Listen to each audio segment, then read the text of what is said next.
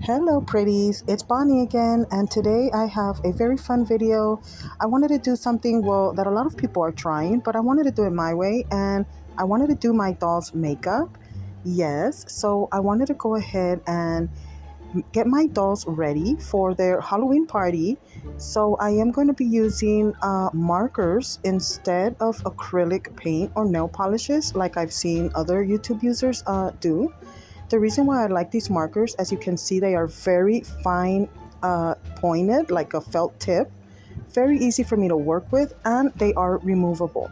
So they are not permanent markers. With the slightest wipe of a wet rag, you can just take it right off.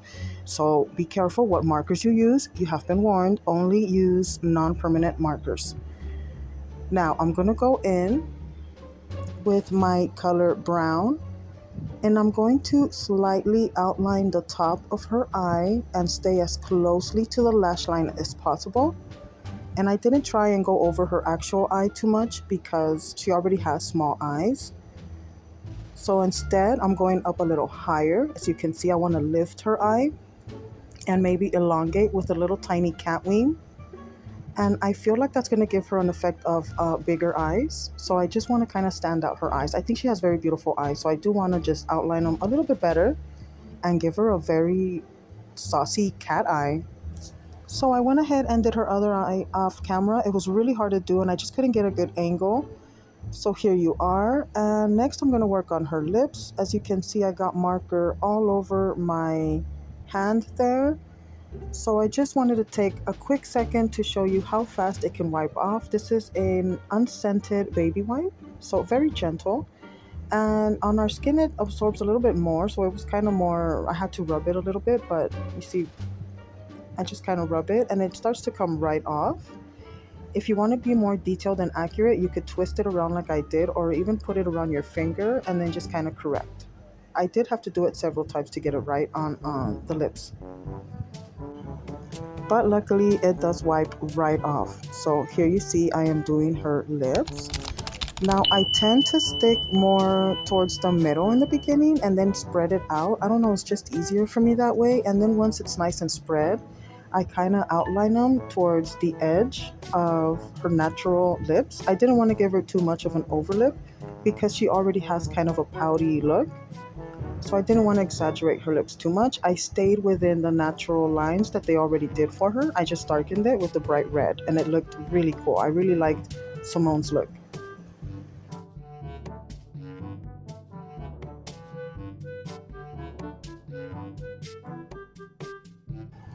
Now, if you do notice a slight kind of patchiness to the lips, that's because you need to allow the marker to dry. I did about 4 or 5 coats, and then the ending result starts to look very pretty, like you see here, more and more opaque, so you can't really see through it, and you don't really get a lot of those spots.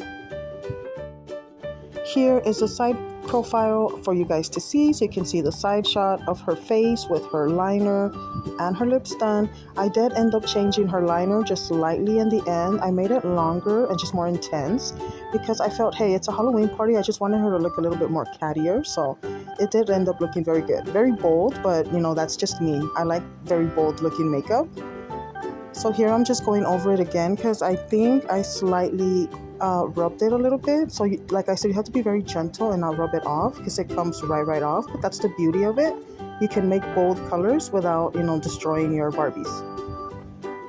Here I wanted to try something new and grab that basic red color, which is slightly lighter than the brick red that we used for her lip, but it's in the same color family. And then I wet it with that wipey, as you can see. And then I kept applying and then re-wetting and rubbing it in, and then just gave it this kind of very soft, blushy glow to her face. And I love it. I really like the result. I had to do this about maybe 3 or 4 times until I got the desired look. But you'll see it's not exaggerated. It gave her a very nice, soft glow. And now I even want to try different markers and see what I would get with maybe a more bronzier tone. But I really like the way her makeup came out. I'm really happy with it. And it's just markers. My mom would yell at me and say, don't destroy your Barbies. But I mean, like I said, these are washable markers. They are safe. So I'm really confident using them. And I know I can always just wash off her face and start over again. So I'm not really worried about it.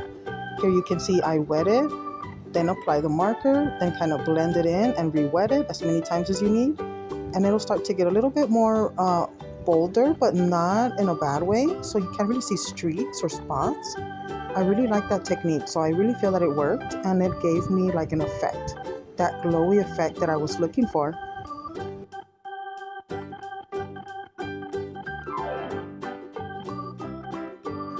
So I wanted to try and outline her cheek a little bit more.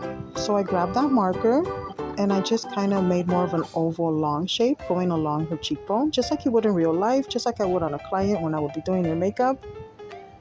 And then just kind of blend it.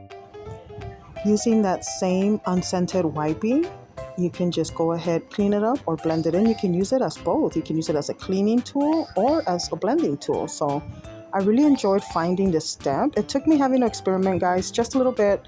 Like I said, I don't know if that's weird, experimenting and putting makeup on my dolls, but I really enjoyed this because I needed them to have a more bold look. It's Halloween, so, you know, they're going to go all out and wear more full face of makeup, cat eye, bold lips, things like that, a bold red lip. I love it. And here is Simone's ending result with her full face and the elongated cat eye wing that you can see. I elongated it and I ended up sharpening it with my nail, just like that. Just with the tips of my nail, I kind of just went along the edges. Now it's time to do Bonnie. And for Bonnie, I wanted to change the color that I had applied before. I had applied like a very nude shade, like a very fleshy tone, and I went over her lips. With her, I did want to give her an overlip.